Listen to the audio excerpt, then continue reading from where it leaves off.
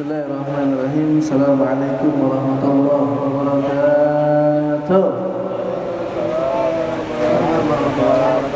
Innal hamdalillah nahmaduhu wa nasta'inuhu wa nastaghfiruh wa na'udzu billahi min shururi anfusina wa min sayyiati a'malina.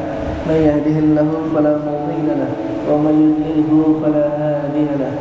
Asyhadu an la ilaha illallah wa asyhadu anna Muhammadan 'abduhu wa rasuluh. Allahumma salli wa sallim wa barik wa karim ala sayyidina wa habibina wa syafi'ina wa maulana Muhammadin wa ala alihi wa sahbihi ajma'in, amma ba'd. Yang pertama-tama marilah kita panjatkan puji syukur kehadirat Allah Subhanahu wa taala yang telah memberikan kita nikmatnya beribu-ribu macam nikmat, dari nikmat yang tidak kita pinta hingga nikmat yang kita pinta. Salawat alaihi wasallam marilah kita curahkan kepada junjungan Nabi besar Muhammad sallallahu alaihi wasallam, daripada keluarga dan sahabatnya dan kita selaku umatnya, semoga diberikan syafaat di yaumil akhir nanti, amin ya rabbal alamin. Melanjutkan daripada kajian yang kemarin daripada kitab Safinatun Najah, yaitu bab al-fasal nawakidul wudu arba'ah asya', yaitu tentang batalnya wudu itu ada empat macam. Al-awal, yang pertama, al-khariju min ahadi sabilain min kubul aw dubur rihun aw ghairihi ila al-mani. Nah, jadi salah satu batalnya wudu ini yaitu dengan keluarnya sesuatu dari dua lubang, kubul dan dubur, lubang depan dan lubang belakang. Apapun yang keluarnya kecuali mani, illa mani, kecuali mani, karena mani itu enggak najis. Tapi kalau lagi sholat keluar mani, sholatnya sah enggak sah, karena wajib mandi, bersihin hadas besar. Nah, ini wudunya enggak batal kalau keluar mani, tapi harus wajib mandi. Nah, selain daripada itu wudunya batal. Mau keluar kentut, kencing, terus mau mandi, wadi, nah itu batal. Selain daripada itu, kecuali mani, itu batal. Yang kedua, zawalul akli binauman aw ghairihi, yaitu hilangnya akal binauman aw ghairihi, dengan sebab tidur atau yang lainnya. Seperti apa? Illa naum, seperti kayak pingsan, kita mabuk, itu hilang akal pun. Kalau hilang akal itu wudu kita batal. Walaupun kita pingsannya sebentar, berapa menit, nah itu tetap batal. Nah, ataupun kita ayan, ataupun kita lagi pingsan, ataupun pokoknya yang hilangnya akal itu batal. Illa nauman qa'idin mumakkin maqdatahu minal ardh, kecuali dia tidur tapi duduknya tegak sehingga bokong itu enggak keangkat. Nah, banyak biasanya yang sholat Jumat banyak orang yang tidur. Nah, itu harus dikasih tahu tuh, kalau enggak batal sholat Jumatnya enggak sah.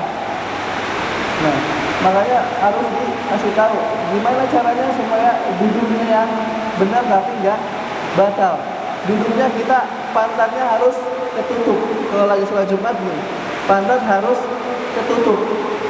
Kemudian tidurnya tegak, nggak boleh gini. Nah, kalau gitu batal. Harus tegak sehingga pantat nggak kebuka. Nah, itu yang tidak batal kalau lagi tidur. Ada ketentuan juga buat orang yang kurus banget, itu nggak bisa, karena lubang pantatnya kadang suka masih terbuka. Itu daripada ketentuan batalnya wudu.